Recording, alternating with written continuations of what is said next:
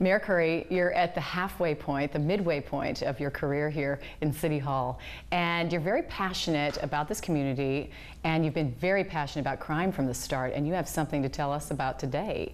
Sure, public safety has been my top priority. That's what I promised to the people of Jacksonville. In the campaign, I talked about the 147 police officers that had been cut by the previous administration. I committed to restoring those cuts. My first two budgets added 80 police officers and 80 community service officers. This budget is going to add 100 cops. 100 police officers. 100 police officers. So that will exceed the 147 cuts that I promised, and exceed it because we have to get the police force back to where it was. It was decimated, and this is me fulfilling my commitment for the right reasons and for the people of Jacksonville. You feel like this number 100 will really catch people's attention? Well, we need it. I mean, we need these boots on the ground, but it also demonstrates my seriousness and my commitment to this issue. We're not going to give up. We are going to remain resilient, relentless, and committed to making sure that the Sheriff's Office has the resources that they need to make sure that we can make all of our neighborhoods safe. Why now? You've been talking about it since the very start. Yeah. And why halfway through your term? It's about getting things done. And the first two budgets, 80 police officers were funded. We brought back 80 community service officers over those two budgets. So the first two, I honored those commitments, and here we are fully fulfilling those commitments. In addition to the 100 police officers, though, my budget started funding children's programs again. We saw recently an announcement where there's going to be an investment in Edward Waters College because of the good things that are happening in and around that beacon of light. So this is a complete comprehensive approach of prevention, intervention, and enforcement. Invest in our kids and get the bad guys off the street. You've been talking about this, though, for 2 years. Right now, it's looking like your city council is not a yes council to you. Anna Brochet, incoming president, kind of button heads with her a little bit. How will this be received by council? Well, I think they're going to receive this. They understand that what happened in terms of cuts in the past. And look, they're going to question what this means. That's their job as the legislative body. I want results faster. I want to see the violent crime and the nightly shootings drop faster than what we're seeing it. But we have to acknowledge the fact, and council has acknowledged that in the last two budgets.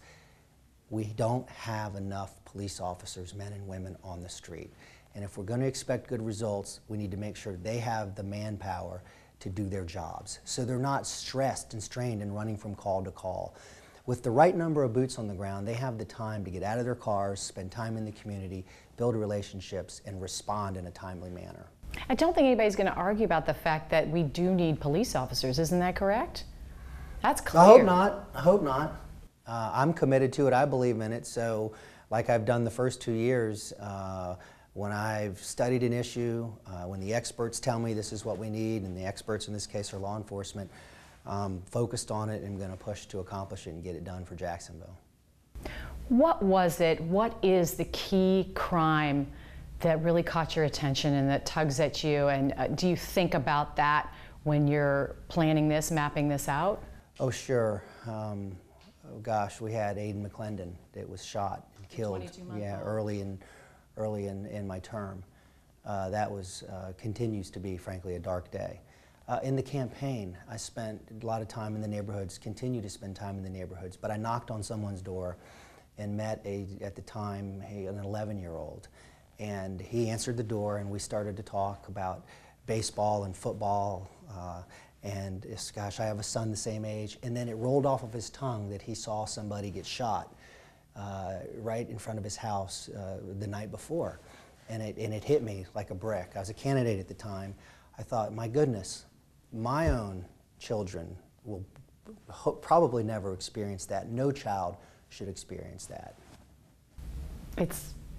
It's been a difficult time. Absolutely. And all of Jacksonville needs to know that when we say one city, one Jacksonville, when I say that, I understand that that isn't ideal. That is up here. And it's not going to be easy to accomplish, and it's going to take many years, but we've got to set the ideal of perfection, which is one city, one Jacksonville, and these investments represent that commitment. Did you know when you came into office that this would be a huge goal for you? I did, because of the campaign. But when it got real, so I had data and numbers when I started the campaign, crime numbers. It's when you get into those neighborhoods, and as I talked about the 11-year-old boy that I met, there are numerous conversations I had on the front porch of people's homes, and they all want to know that the city's safe, that they have a police presence that's there to protect them and make them feel safe. And also, an important component that I mentioned, that we're investing in what has been labeled at-risk youth. I'm now calling them at-hope youth, because there's a group of young men that have told me they have hope, and they're pursuing their dreams now, and they'd prefer to be referred to as at-hope. A lot more positive spin on that. Absolutely, and you see when you invest in these young people, and you demonstrate opportunities to them, they feel positive, and they pursue their dreams, and they become leaders. What makes you think that you will be successful at cutting down crime in this city when previous mayors have also tried? What makes you different? I mean, I can only speak for myself, and to say that I go to bed at night thinking about this. I wake up in the morning thinking about it, thinking about young people, thinking about families and neighborhoods, and so I'm focused on it. I'm committed to the resources. It's not a one-time thing where we do one budget and say, okay, we're going to fund this and go away, and hopefully we get results. Everybody in this city, public safety figures, citizens, city council, families know that I am focused on this and am not going away on this issue. Do you feel a little bit like, remember when the Jacksonville Journey came about and Mayor Payton was just so motivated and the city came together, and it was all because of a young girl who was gunned down in her grandma's home while she was watching Cat in the Hat or something with her two younger siblings. Is that the kind of passion you think you have here with this? My team and my staff will tell you that every day this is what I talk about and think about. I talk to the sheriff about this frequently and regularly, which, by the way, you talk about the Jacksonville Journey. That's why in the weeks ahead I'm going to present to City Council a reform package that reforms the Children's Commission and the Jacksonville Journey in a way that is focused on results for at-risk youth. We have to make sure that we're investing in these young people when they're young, and that we're following them through and we're keeping up with them to make sure that they know that they can get an education and then they can get a job. It's like we're having to recreate, because it goes back years, right? The pattern that has developed in our whole community, the pattern of crime, and these generations. This generation has become, like you mentioned, that little boy is used to it almost. Well, and government can't do all of it. There's no question, but we have a role, and the Journey programs were also cut dramatically at the same time the police officers were cut. So it's almost an imperfect storm. Call it a perfect storm, if you will, a cocktail for really bad results, and that's what we've seen. But I have 2 years in, restored investment in children's programs, funded the police officers, the 100 in this budget, and am now not only funding the children's programs, but are saying we're going to reform them in a way to make sure they're focused on the right kids and we hold them accountable for results. The organization's providing the services. Explain to me again, when you first were campaigning, Alvin Brown, what you chipped away at was that he had cut police officers, and what you're trying to do is restore. When you first came into office, were you able to add any? Yeah, so I was sworn in July 1 of 2015. I presented a budget within 2.5 weeks, and in that budget, 2.5 weeks in, we had added 40 police officers and 40 community service officers. 2 weeks into office. And the community service officers, what role do they Do they back up the police officers? I know that they help the community, but can you add that? Can you consider them full police officers, well, 80? So I think it's important for your viewers to know that community service officer program was completely cut as well before I got into office. And so we restored that because what they do is the sheriff would tell you they're a force multiplier, meaning a community service officer can be at a traffic accident, dealing with the accident, directing traffic, which frees up a uniform officer with a gun. Instead of having to do that, he or she can be out taking care of and handling the bad guys. So those 80 that we've added, there's some equation that shows that they're an equivalent of a police officer because they free up their time. So they're really important. Sheriff Rutherford started that program. Sheriff Mike Williams told me when he got in it was important to bring that program back because it had been cut, and it's back. So it's taken a couple of years, but you feel like you're really following through on your campaign. Following through, but expecting results. Expecting results. I'm going to be relentless on this issue, and we're going to make sure that I've put every resource that I can in an accountable way that will make our neighborhoods safe again. How will we see those results? What kind of results? Are we talking numbers? Are we really going to see the crime drop down? Can you predict that? Well, you expect what we saw when we had the right number of officers on the street back in the day, and we had funded the Jacksonville Journey with programs that we knew had an accountability around them. We saw violent crime drop to historic lows. So what does that mean to people if you're at home? That means when you turn your television set on at night or you pick your newspaper up in the morning, you're not seeing every day, almost every day, that there was another tragedy in our city. We would love to see that. It emotionally, it grinds on me to know that there are young people in this city that don't have hope, and that are caught up in some of these situations, and frankly are in some cases are ending in violence. Have you looked at what other cities are doing just to gauge, get different ideas? I know the city of Pittsburgh is doing something where they send out a van, and it's kind of a team, anti-violence team into communities. And they actually help people at the time of a shooting. They go to all the actual communities where there are shootings, and they try to help the people heal. They stay with them for like 48 hours, that type of thing. Is there any thought to that? Sure. So we have worked extensively with the sheriff, the state attorney on ideas. I've gotten wonderful ideas, and investing in the technology now that will help identify where shootings are. That's right, bullet cases. There are people in Jacksonville. As I said, government can't do everything. Mad Dads, for example, and a number of churches have joined them, are doing wonderful things in families and neighborhoods as these things happen. But here's what we know. The data is clear. We saw it work in Jacksonville when we were at the right levels. You have to have the right number of police officers in uniform, and the bad guys have to know we're not going to tolerate this. You have to have both of those. So we're simply restoring the JSO and uniformed officers back to where they need to be.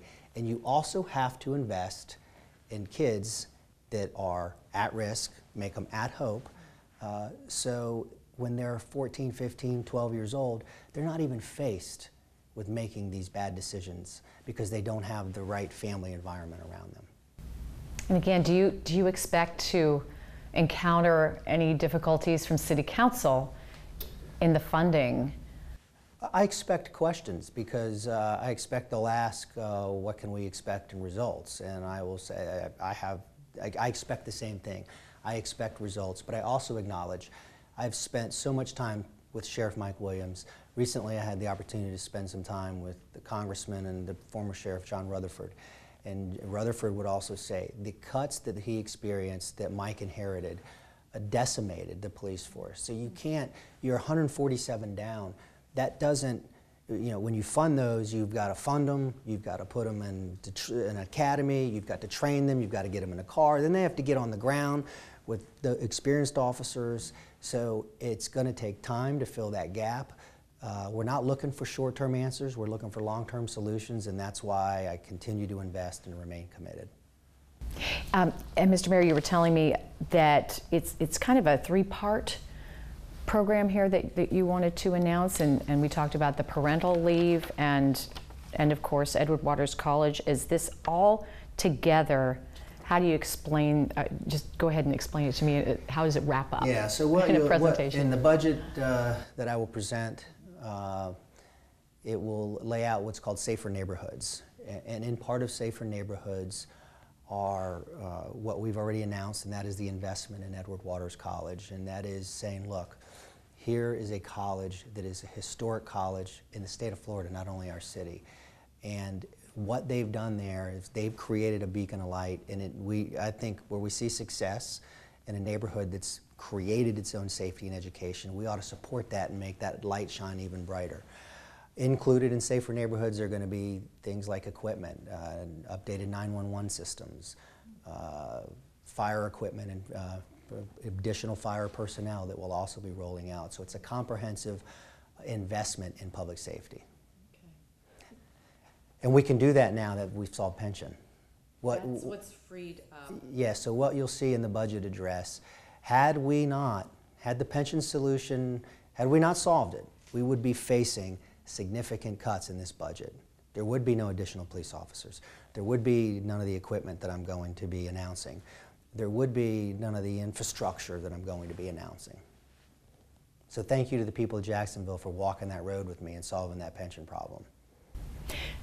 It's been a good year for you? It's been a long year. Yeah, it's been a lot of fighting. You're getting a lot of positive strokes, I think, for being known as a fighter now in Jacksonville. Well, I fight for what I believe in, and that's what people of Jacksonville, what I promised and committed to them. I certainly don't seek a fight, but if it presents itself on an issue that I believe is important for Jacksonville, I'm going to go the distance to get it done. How about these city parks? Sure. Recent issues there. So as part of the public safety, safer neighborhoods, in the budget, you'll see some things that we're going to do in the parks that will also contribute to their safety. Did those two incidents, recent incidents, get your attention? Sure. Anytime something happens in any neighborhood, in any part of Jacksonville, you know, I often get asked if there's an incident downtown. Certain parts of Jacksonville, if there's an incident, get a lot of media attention, if you will. And my response is, any neighborhood, any street, any family in the city that's going through this, they shouldn't have to be, but we're committed to all of them. That includes the landing. Yes. Everything there. Okay. Is there anything you wanted to add before we wrap up? And I need to make sure that I wanted to touch everything. I would just say, as not only as the mayor of this city, but I bring to this office my own experience, and that is the experience we talked about I had in the campaign in multiple neighborhoods, knowing that a lot of families are struggling, that experience I continue to have. But I also come to this every day as a husband and as a father. You know, my kids, my son and daughters are 12, 10, and 8, and I'm always looking through that lens when I see families struggling. And I want Jacksonville, I want them to know that their city cares about all of them.